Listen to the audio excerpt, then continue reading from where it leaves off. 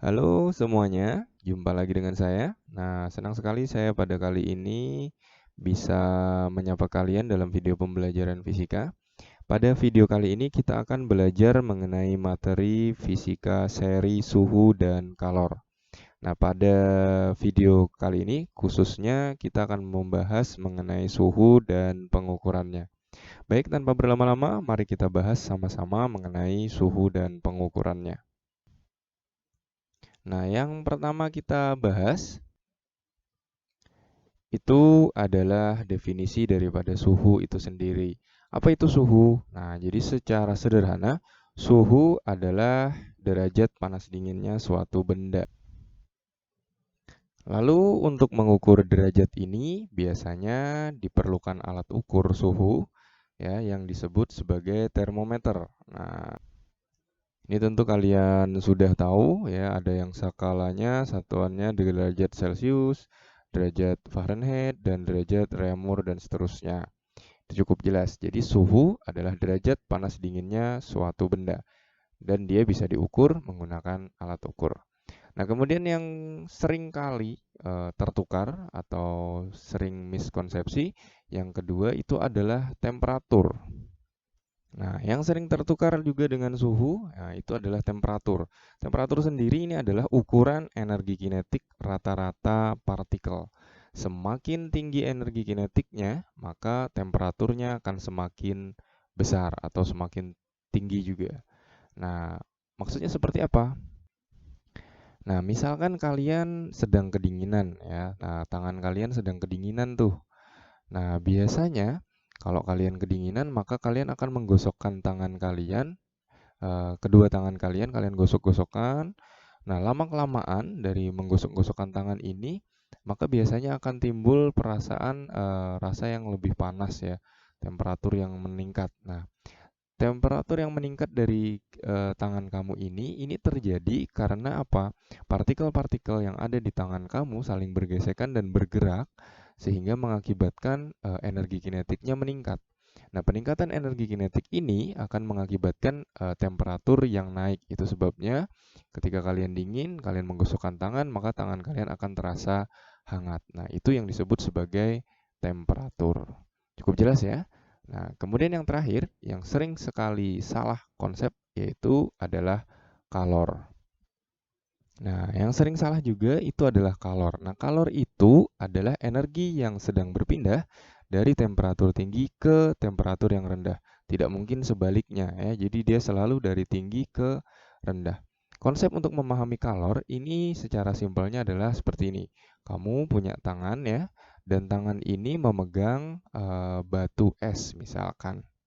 Nah, setelah kamu pegang, beberapa saat kemudian batu es ini akan mencair. Nah, sementara kamu akan merasa kedinginan. Oke, yang dimaksudkan di sini, yang terjadi pada tangan dan es batu ini adalah seperti ini. Tangan kamu ya yang memiliki temperatur tinggi, dia kehilangan temperatur tingginya, temperatur tersebut pindah ke es ini. Nah, es ini rendah ya, temperaturnya rendah. Nah, mengakibatkan karena dia didapatkan energi kalor yang berpindah tadi, maka esnya akan meleleh dan kamu karena kamu kehilangan temperatur, maka kamu akan efeknya merasa kedinginan. Jadi yang membuat tangan kamu dingin itu adalah terjadinya perpindahan kalor dari tangan kamu menuju es. Oke, kira-kira seperti itu cukup paham ya. Jadi sudah cukup jelas perbedaan antara suhu, temperatur, dan juga kalor. Jadi mudah-mudahan ini tidak salah lagi. Jadi pada tiga hal ini memiliki perbedaan yang cukup-cukup jelas ya, kira-kira seperti itu. Oke, selanjutnya kita akan lebih bahas secara detail bagaimana pengukuran menggunakan pengukuran suhu, yaitu menggunakan termometer. Nah, di SMP kalian sudah tahu bahwa untuk mengukur suhu itu biasanya menggunakan alat yang namanya termometer. Nah, di mana termometer ini memiliki skala, yaitu skala Celcius, kemudian skala Reaumur, skala Fahrenheit, dan juga ada skala Kelvin. Nah, ini ada 4 skala yang sangat-sangat populer. Kemudian kalian juga tahu di SMP bahwa jika air mendidih, ya, nah air mendidih Nah, jika pada skala Celcius air mendidih, dia akan mendidih pada suhu 100 derajat Celcius. Kemudian air membeku ya. Pada skala Celcius itu pada 0 derajat Celcius. Nah, kalau pada reamur, nah air akan membeku pada suhu 0 dan dia akan mendidih pada suhu 80. Sementara pada derajat Fahrenheit, dia akan membeku pada suhu 32 derajat Fahrenheit dan dia akan mendidih pada 212 Fahrenheit. Nah, untuk yang Kelvin itu dia di 273 dan di sini mendidih pada 373. Ini perbandingan yang sangat kalian ingat mungkin di SMP karena sering diulang-ulang terus. Nah, dari perbandingan ini biasanya untuk mengkonversi suhu daripada Celcius ke reaumur, Celcius ke Fahrenheit, atau reaumur ke Kelvin, biasanya kalian menggunakan rumus yang seperti ini. Saya gambar di sini, saya tulis di sini ya. Nah, derajat Celcius sama dengan 5/4 derajat reaumur sama dengan 5/4 kali derajat Fahrenheit min 32 sama dengan Kelvin min 273. Ini adalah rumus yang sangat populer di SMP. Biasanya kalian mengkonversi suhu dari satu termometer ke termometer lain menggunakan rumus ini.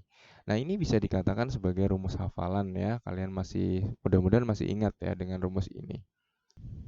Nah, sebenarnya ada satu lagi rumus yang akan mempermudah kalian dan ini biasanya cenderung bisa dipakai pada berbagai jenis termometer. Jadi tidak hanya termometer yang ini, ada termometer lain misalkan yang bisa kita pakai. Nah, perbandingan ini biasa saya tulis kalau saya biasanya menggunakan perbandingan dua termometer ya. Termometer anggap saja namanya termometer X dan termometer Y. Saya gambar di sini ya. Nah, saya punya perbandingan dua termometer, jadi termometer X dan termometer Y. Nah, ini konsepnya sama nih, kita menggunakan air mendidih ya. Ini air mendidih, oke. Kemudian yang di bawah ini adalah perbandingan air beku. Nah, caranya simpel, ini kita namakan X ya, titik ini yang ditunjukkan ini adalah titik X dan ini adalah titik Y. Nah, di bawah ini saya namakan A, di atas ini namanya B, kemudian ini C, kemudian titik yang di atas ini adalah D. Nah, rumusnya sederhana. Untuk menggunakan perbandingan ini, maka rumusnya adalah X min A per B min A sama dengan Y min C per D min C. Nah, ini perbandingan rumus daripada dua buah termometer. Nah, ini bisa kalian ganti dengan termometer apa saja. Oke, yuk kita coba sama-sama bagaimana mengaplikasikan rumus ini. Kita punya, anggap saja kita mengambil Celcius dan reaumur ya. Jadi kita akan mengkonversi dari Celcius ke reaumur. Oke, jangan lupa Celcius adalah air mendidihnya 100, kemudian membekunya adalah 0 ya. Kemudian reaumur adalah 80 dan ini adalah 0. Oke, kita coba sama-sama menggunakan dua rumus ini. Rumus yang ini dan rumus yang ini. Kira-kira sama atau tidak? Oke, untuk membuktikan rumus kita, secara gampang saja ya kita menggunakan soal yang gampang. Misalkan 50 derajat Celcius sama dengan titik-titik derajat reaumur. Kalau kita menggunakan rumus kalian yang di SMP tadi, maka derajat Celcius sama dengan 5/4 derajat R gitu ya. Berarti kalau derajat Celciusnya adalah 50, berarti 50 sama dengan 5/4 kali derajat R. Kita mau nyari derajat R, berarti kali silang 4 dikali 50, ya kan, sama dengan 5. Sama dengan kali derajat R. 4 kali 5 ini 200, 4 kali 5 20 ya, nolnya 1 berarti 200 per 5 kali derajat R. Berarti R itu adalah 200 dibagi 5. Nah, berarti derajat reaumurnya itu adalah 40 derajat reaumur. Ini kalau kita menggunakan rumus yang hafalan kita di SMP tadi. Kalau kita menggunakan perbandingan rumus yang tadi, kita juga bisa ya, kita balik di sini ya. Satu, saya garis di sini. Nah, kita tahu ya perbandingan titik beku air dan titik didih air ya pada Celcius, ini derajat Celcius, ini derajat reaumur ya. Nah, oke, saya tuliskan di sini. Nah, derajat Celcius membeku dia pada suhu 0, mendidih pada suhu 100. Kemudian ini dia membeku pada 0, kemudian di sini ada 80. Oke, kita ambil tengahnya, ini namanya sama dengan X, ini namanya Y. Nah, kita sudah tahu bahwa X-nya yang ini ya, X-nya adalah 50. Nah, Y-nya kita tidak tahu. Nah, berarti kita menggunakan persamaan kita tadi, X min A per B min A sama dengan Y min C per D min C. Berarti X-nya adalah 50 dikurang A0 per B. B-nya berapa itu? 100 ya. Ini A, ini B, ini C, ini D gitu ya tadi ya. Nah, biar nggak salah nih. Oke. Nah, berarti BA-nya berapa tuh? 0 ya. Berarti 100 dikurang 0 sama dengan Y-nya kita mau cari. C-nya 0 per D-nya berapa itu? 80 dikurang 0. Berarti 50 per 100 sama dengan Y per 80. Ini saya coret ya. Berarti kita kali silang nih. 10 dikali Y, 10Y sama dengan 5 dikali 80. Oke gitu ya. Ini bisa kita coret berarti. Nah, Y itu sama dengan 5 dikali 8 adalah 40 derajat reamur. Nah, sama ya. Jadi hasilnya sama. Di sini 40 derajat reamur, di sini juga 40 derajat reamur. Nah, terserah kalian menggunakan yang mana. Kelebihannya yang ini adalah cepat ya karena menggunakan rumus hafalan. Sementara yang ini dia akan bisa digunakan pada berbagai jenis termometer. Contohnya seperti apa? Yuk kita sama-sama mengerjakan soal berikut. Nah, mungkin ini akan lebih spesifik ya, seperti ini. Oke, kali ini saya punya sebuah soal di mana termometer X dirancang dapat mengukur air membeku pada suhu min 40 derajat X, air mendidih pada pada skala 160 derajat X. Kemudian jika suatu benda diukur dengan Celcius itu dapat 25 derajat Celcius, maka suhu benda tersebut jika diukur dengan termometer X menunjukkan angka titik-titik. Nah, ini kita menggunakan perbandingan yang tadi ya. Nah, berarti kita punya derajat X dan derajat Celcius. Nah, derajat Celcius kalian sudah tahu, derajat Celcius itu adalah 0 dan 100 ya. Air mendidih dan membekunya ya. Nah, sementara yang di sini di soal, dia mendidih pada 160, kemudian dia akan membeku pada suhu min 40. Nah, kemudian yang ditanya ini X ya. X-nya tidak tahu, Celsiusnya kita tahu suhu benda adalah 25. Nah, ini ya berarti. Berarti ini adalah A, ini B, ini C, ini D. Nah, gitu ya. Tinggal kita masukkan ke rumus kita. Kita tahu rumus kita bahwa X min A per B min A sama dengan Y min C per D min C. Gitu ya. Nah, berarti X-nya kita mau cari tahu nih. X dikurang A, A-nya berapa tuh?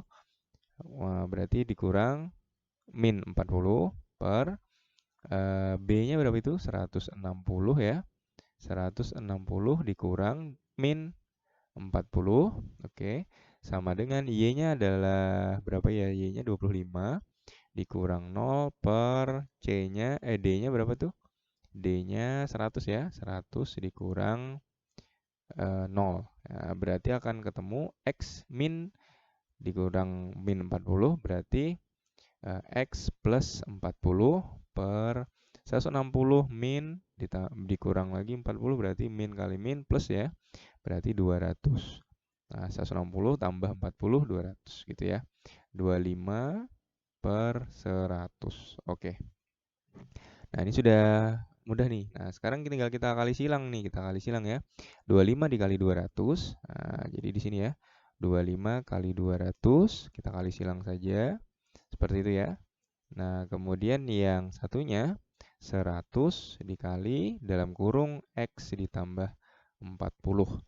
Nah, kita lanjutkan ke sini ya. Nah, 25 dikali 2 itu 50. Nolnya masih ada 2 ya, berarti 12, 5000 ya. Sama dengan 100 dikali X, 100 X ditambah 100 dikali 40 berarti 4000. Nah, berarti ini positif ya. Berarti kita selesaikan persamaan ini menjadi 5000. Karena ini positif berarti dikurang 4000 sama dengan 100 X. Nah, 5000 dikurang berapa nih? 4000 berarti 1000 sama dengan 100 X. Nah, ini bisa kita hitung 1000 per 100 sama dengan X. Berarti X sama dengan coret saja ya, berarti tersisa 10 derajat X. Oke, berarti suhu jika diukur menggunakan termometer, kalau dia menggunakan skala Celcius 25, maka menggunakan termometer ini akan didapat angka 10 derajat X. Oke, kira-kira mudah-mudahan ini cukup membantu kalian bagaimana mengkonversi menggunakan termometer apa saja. Nah, sekarang kita balik sedikit mengenai pembahasan mengenai termometer ya. Jadi mudah-mudahan ini sudah cukup jelas ya. Kita balik ke awal. Nah, sedikit materi tambahan mengenai termometer. Jadi kalian sudah bisa mengkonversinya tadi. Ya, sekarang mengenai materi tambahan termometer. Jadi termometer ini yang populer ya, kita tahu bahwa dia memiliki satuan tadi Celcius, Reaumur, dan juga Fahrenheit. Nah, kemudian ada juga satu lagi yaitu Kelvin. Jadi satuan utama daripada suhu itu memang Kelvin, dan Kelvin ini dia tidak memakai derajat ya. Karena apa? Karena dia tidak membuat termometer. Jadi yang punya termometer ini cuma 3 ini ya. Jadi Celcius, Reaumur, dan Fahrenheit. Nah, kemudian termometer itu sendiri biasanya banyak jenisnya itu. Nah, secara medis biasa juga ada yang digunakan untuk memeriksa suhu tubuh ya dan seterusnya ya. Nah, termometer ini ada termometer raksa. Jadi kalau dari jenisnya ya, ada termometer raksa, ada termometer digital ya. Nah, ini termometer digital ini adalah termometer yang jauh lebih akurat ya, biasanya untuk mengukur suhu. Dan yang baru-baru ini karena di musim pandemi seringkali kita menemukan termometer tembak ya. Nah, ini ada sedikit materi tambahan dari saya. Nah, termometer tembak ini dia prinsip kerjanya adalah memanfaatkan daripada radiasi suhu tubuh manusia. Nah, jadi suhu tubuh manusia itu dia memancarkan radiasi yang biasa bisa ditangkap oleh termometer tembak ini. Nah, termometer tembak ini biasanya sering digunakan untuk pemeriksaan COVID-19 ya. Nah, termometer ini sebenarnya sangat aman ya. Nah, jadi sangat aman di mana penggunaannya selama dia termometer tembak yang digunakan adalah termometer medis, maka biasanya digunakan di daerah-daerah tertentu tuh. Nah, seperti dahi ya. Nah, biasanya selalu dipakai di dahi. Kenapa di dahi? Karena dahi ini adalah tempat yang hampir bisa mewakili daripada temperatur suhu tubuh manusia secara aslinya ya. Nah, bukan di tangan, bukan di kaki, dan seterusnya. Sebenarnya ada tempat-tempat lain yang juga bisa mewakili, yaitu biasakan ketiak ya. Nah, ketiak, kemudian rongga mulut, kemudian rongga telinga ya. Nah, kemudian anus ya atau dubur. Nah, saya rasa dari beberapa tempat ini mungkin yang lebih enak dipakai yaitu adalah dahi ya. Nah, itulah sebabnya kenapa termometer tembak itu digunakan di dahi. Jadi jangan khawatir, termometer tembak itu sebenarnya selama dia termometer yang digunakan adalah termometer medis, maka dia sebenarnya sangat aman. Nah, biasanya juga termometer tembak ini dia memiliki jarak tembak ya, itu biasanya kurang lebih 12 cm ya, biasanya yang digunakan seperti itu. Nah, itu adalah sedikit pengetahuan mengenai termometer. Jadi kenapa dia tidak digunakan di tempat-tempat lain? Karena tempat-tempat yang lain ini dirasa sangat tidak praktis ya. Masa kalian mau masuk ruangan ditembak dulu ketiaknya kan nggak enak ya, nggak etis ya. Nah, biasanya itulah sebabnya digunakan di dahi. Nah, seperti itu ya kira-kira materi tambahan mengenai termometer. Oke, sekian pembelajaran kita mengenai suhu dan juga pengukurannya. Kita lanjut lagi nanti di materi selanjutnya yaitu kalor dan perpindahannya. Oke, sampai jumpa lagi. Tetap semangat untuk belajar di rumah. Sampai jumpa lagi dan bye-bye.